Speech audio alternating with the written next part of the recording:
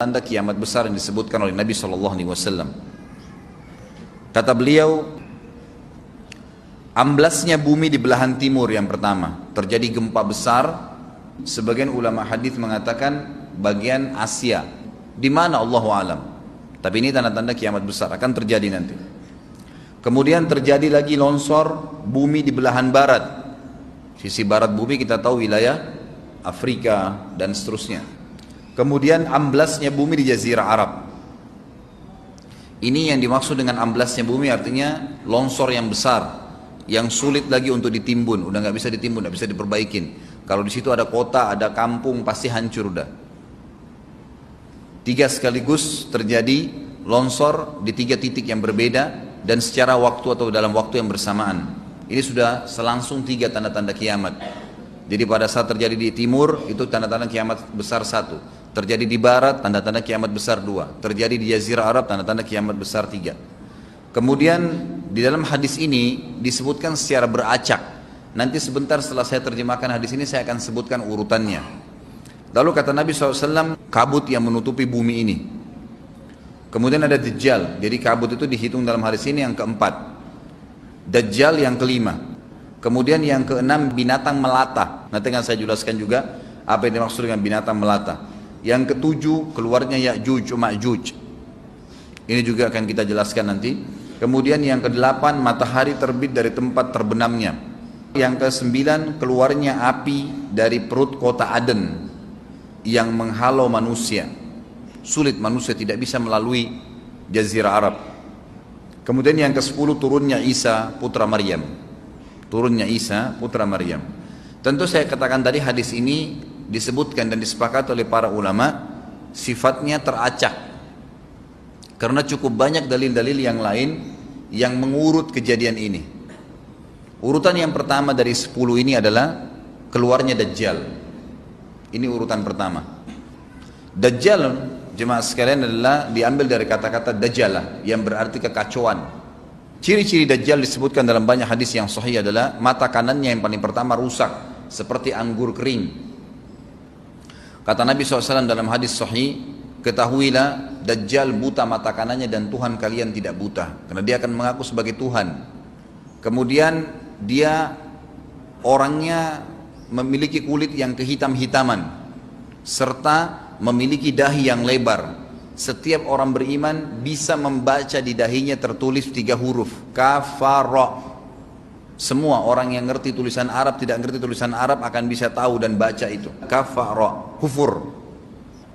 Rambutnya keriting dan orangnya tinggi besar. Kata Nabi SAW, kalau kalian dengar Dajjal keluar di satu lokasi, maka menghindarlah. Walaupun kalian harus lari ke gunung, dia akan keluar membuat kerusakan selama 40 hari. Kata Nabi SAW, 40 hari itu sehari seperti setahun, sehari lagi yang kedua seperti sebulan, hari yang ketiga seperti sepekan, dan sisa harinya seperti hari kalian. Dia akan keliling muka bumi semuanya, dan kata Nabi SAW, seluruh bumi ini akan dimasuki oleh Dajjal. Tidak tertinggal satu lorong, gang, jangankan kota atau desa, kecuali Dajjal akan masuk ke dalamnya, kecuali Madinah dan Mekah. Tidak bisa dimasuki oleh Dajjal. Kata Nabi SAW dalam hadis sahih, karena di setiap pintu gerbang Mekah dan Madinah malaikat menghenuskan pedangnya dan menghalau Dajjal sehingga Dajjal tidak bisa masuk. Pada saat dia tiba di Palestina, waktu yang bersamaan di kota Madinah berkecamuk. Kaum muslimin sepakat semua keluar untuk mengejar Dajjal dan membunuhnya. Keluar dari kota Madinah satu orang yang namanya seperti namanya Nabi Muhammad SAW, Muhammad bin Abdullah, dan dia dari turunan Nabi SAW juga. Dan orang ini punya julukan Mahdi, dikenal dengan Imam Mahdi. Inilah tanda-tanda kiamat yang kedua. Pada saat dia tiba di Mekah, dibaiatlah oleh banyak kaum muslimin, tidak disebutkan jumlah pasukannya, maka terbentuklah pasukan jihad yang mengejar Dajjal menuju ke Palestina. Lalu keluar tanda-tanda kiamat 3, langsung berentetan semua. Tanda-tanda kiamat besar yang ketiga adalah pada saat pasukan Imam Mahdi dengan pasukan jihad itu tiba di Darul Baydha namanya. Hadis menyebutkan di menara itulah, di masjid itulah Imam Mahdi mampir sholat asar bersama pasukannya. Dikatakan Isa alaihissalam akan turun sambil memegang kedua sayapnya malaikat, dan dari rambutnya yang basah meneteskan air. Maka dia pun turun, lalu kemudian dia masuk, dan orang-orang pada saat itu mengenalnya kalau dia adalah Isa, dan mereka sudah tahu ini masanya keluarnya Dajjal, ini Mahdi sudah ada, mereka tahu akan turun Isa, sudah ada informasi seperti saya sampaikan ke Bapak Ibu sekarang. Itu muslimin di zaman itu sudah tahu semua. Sholatlah mereka, kemudian mereka menuju ke Palestina. Ringkas cerita adalah Nabi Isa alaihissalam akhirnya tiba dengan pasukan mujahidin di depan pintu gerbang Babulut. Dajjal mengatakan, bukakan pintu gerbang, mereka tidak akan mampu melawan kita karena pasukannya mereka banyak memang. Maka Dajjal dengan sombongnya menunggu di depan pintu gerbang. Pada saat dibuka, Dajjal kaget melihat ada Isa alaihissalam. Dan pada saat itu kata Nabi SAW, Dajjal faham kalau sudah tiba ajalnya. Begitu melihat Isa alaihissalam, dia lari dan badannya sambil meleleh di depan para pengikutnya. Pada saat Dajjal mati, pengikutnya pada ketakutan semua. Mereka anggap Dajjal Tuhan, mereka anggap Dajjal orang yang perkasa lah, orang yang kebal lah, beragam macam kelebihan. Mereka kaget pada saat mati. Maka bertebaranlah mereka dan akhirnya mereka sembunyi di bawah pohon dan di atas batu. Kemudian batu dan pohon akan memberikan penjelasan, hai muslim ini Yahudi, bunuhlah. Maka dibunuhlah pada saat itu mereka. Lalu Nabi Isa AS memimpin di muka bumi. Dan kata Nabi SAW, pada saat itu Islam, agama Islam yang dibawa oleh Nabi SAW akan masuk ke semua rumah. Semua rumah di muka bumi, gak tersisa. Satu dunia ini semuanya Islam. Hadis sahih.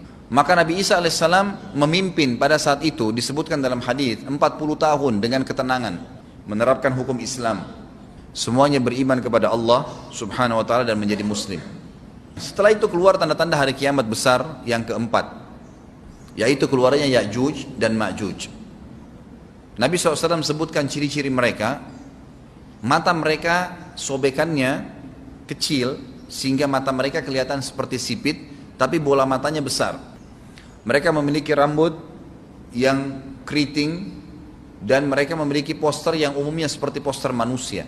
Ada hadis yang berbunyi mereka akan mendatangi sebuah sungai, kalau tidak salah namanya sungai Tibria, airnya banyak mengalir. Kata Nabi SAW, mereka semua minum air sungai itu, dan yang terakhir dari mereka datang sudah nggak dapat air. Artinya air sungainya habis diminum. Bayangin berapa banyak jumlahnya tuh. Pada saat itu Nabi SAW mengatakan, Allah berfirman kepada Isa, berkata, wahai Isa, aku akan mengeluarkan hamba-hambaku yang tidak ada seorang pun dari kalian bisa mengalahkannya, termasuk Isa AS, nggak bisa mengalahkan. Maka selamatkanlah dirimu bersama dengan pengikut-pengikutmu ke Gunung Tur namanya. Jadi memang Ya'juj ini ciri khasnya, kata Nabi SAW, mereka memakan apa saja. Jadi bukan seperti manusia normalnya. Mereka membunuh semua yang bukan seperti mereka. Sampai-sampai kata Nabi SAW tidak ada yang bisa mengalahkan mereka dan jumlah mereka sangat banyak. Salah seorang di antara mereka tahu dia akan mati kalau sudah punya 1000 anak. Kata Nabi SAW dalam hadis Bukhari, kecelakaanlah bagi orang-orang yang ada di Jazirah Arab. Kemungkinan besar makna ini adalah tempat mereka dekat dengan Jazirah Arab. Kata Nabi SAW, kecelakaan bagi orang-orang yang Jazirah Arab karena telah terbuka dari lubangnya Ya'juj Ma'juj sebesar ini. Udah kasih isyarat dengan jari ibu jari sama jari tengahnya. Artinya mereka sudah bisa melihat keluar. Pada saat mereka keluar, maka mereka akan mulai membuat kerusakan. Kata Nabi SAW di dalam hadis sahih riwayat Imam Bukhari, bahwasanya Ya'juj Ma'juj akan membunuh siapapun yang mereka temui. Bahkan pada saat mereka sudah merasa menguasai bumi, mereka melepaskan anak-anak panah mereka ke langit. Lalu Allah menurunkan anak-anak panah mereka sebagai fitnah dipenuhi dengan darah. Maka mereka berkata, kami telah membunuh semua yang ada di bumi dan semua yang ada di langit. Kata Nabi SAW, Allah lalu mengizinkan Isa untuk berdoa kepada Allah agar memusnahkan mereka. Maka Isa alaihissalam pun akhirnya berdoa, meminta kepada Allah subhanahu wa ta'ala agar mereka semua dimusnahkan. Maka pada saat itu pun Allah subhanahu wa ta'ala menurunkan kepada mereka hama. Sebagian hadis menyebutkan serangga kecil seperti cacing, banyak sekali yang menimpa tubuh-tubuh mereka. Setiap orang satu. Dan itu membuat mereka mati. Kemudian setelah itu Isa alaihissalam memimpin lagi di muka bumi sampai beliau meninggal. Setelah Isa alaihissalam meninggal, kembali lagi sebagian besar manusia berbuat kekufuran. Maka Allah subhanahu wa ta'ala keluarkan tanda-tanda kiamat besar yang kelima. Yang kelima ini adalah keluarnya hewan atau binatang melata. Binatang melata ini disebutkan dalam hadis yang sahih riwayat Bukhari, bahwasanya Allah SWT akan keluarkan, tapi tidak disebutkan dari bumi mana dia keluar. Dia akan keluar hewan melata yang bisa berbicara seperti manusia dan badannya dipenuhi dengan bulu. Allahu a'lam bagaimana. Kemudian dia datangi orang-orang yang kufur tersebut dan menasihatin dan mengingatkan mereka. Yang tidak mau beriman, dalam hadis dikatakan dicap oleh hewan tersebut. Allahu a'lam dicap seperti apa, sehingga ketahuan mana yang kafir, mana yang beriman. Terus dia keliling di muka bumi tapi tidak disebutkan berapa lama. Lalu kemudian Allah lenyapkan si dabbah ini. Kemudian datang tanda-tanda kiamat yang ke-6.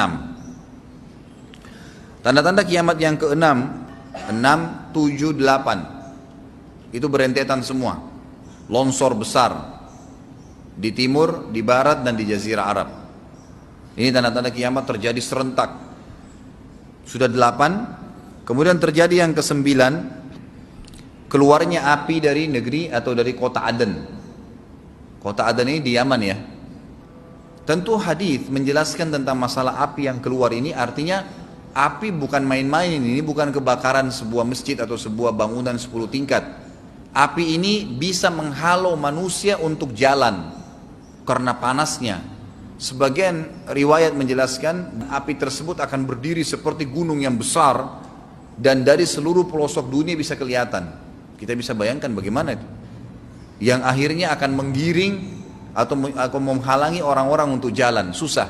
Sebagian ulama hadis mengatakan mereka nggak bisa jalan, tidak bisa ada penerbangan, tidak bisa ada orang jalan karena panasnya bumi ini dari api tersebut.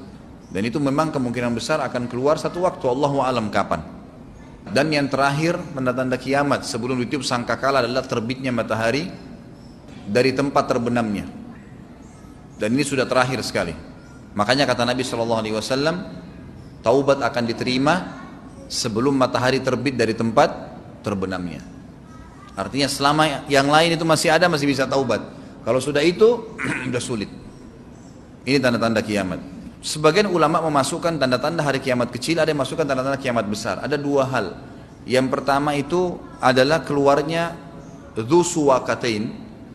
Ada orang dari negeri Habasyah dikenal dengan Dzu Suwaka.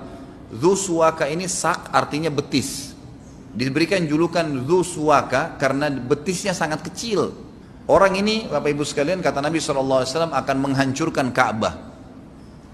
Dan kata para ulama pada saat itu memang manusia sudah sunyi, nggak ada lagi yang datangin Ka'bah. Orang-orang sudah lalai gitu kan. Keluarlah orang ini. Makanya sebagian ulama masukkan dia tanda-tanda kiamat sebelum terbitnya matahari dari tempat terbenam. Ditambahkan ini yang ke-11 gitu. Atau ini yang ke-10, terbitnya nanti kiamat yang ke-11. Kata Nabi SAW, dia akan mencabut batu-batu Ka'bah satu persatu sampai rata dengan tanah. Dan saya sedang dilihatkan oleh Allah sekarang bagaimana pada saat dia mencabut batu itu. Hadis sahih riwayat Bukhari Muslim. Yang terakhir, yang kedua, yang berhubungan juga dengan tanda-tanda kiamat, ada yang memasukkan kiamat kecil, tapi ini lebih dekat dengan kiamat besar. Orang yang terakhir meninggal itu adalah orang dari asli suku Madinah yang sedang mengembala kambing. Kata Nabi SAW, orang yang terakhir meninggal dari kalian kalangan manusia, semua orang sudah mati, tinggal dia sendiri, tapi dia nggak tahu. Dia lagi mengembala kambing, kemudian dia masuk dengan gembalanya ke kota Madinah, ditemukan semuanya tidak ada kehidupan, nggak ada orang, nggak ada binatang, nggak ada apa-apa, tinggal dia sendiri. Pada saat dia meletakkan telapak kakinya di kota Madinah, maka pada saat itu dia meninggal. Dan inilah manusia terakhir meninggal sebelum ditiup sangkakala terakhir. Allahu a'lam.